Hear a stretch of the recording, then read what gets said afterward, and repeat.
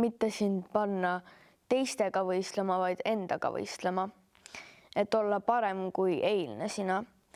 Ja ka kindlasti see, et tal oleks ise huvi selles, et mida ta sulle õpetab. See mõtlemisviis ja nagu kuidas suhtutakse asjadesse, see nagu muudab seda, kui hästi me saame asju ka õppida ja nagu kuidas meile asjad meelde jäävad ja mida me teeme ja kuidas. Ta peaks olema toetav appi ja kindlasti mitte nagu kedagi võrdlema üksteisega, sest õpilasena see on lihtsalt nii vastik headest pooltest, et ta peaks aitama ja nagu nägema õpilasi. Hästi palju on neid õpetajaid, kes on hästi orienteeritud sellele tulemusele. Et nad armastavad tantsu, aga nad armastavad seda tantsu, mida esitatakse laval, mille nemad on välja mõelnud.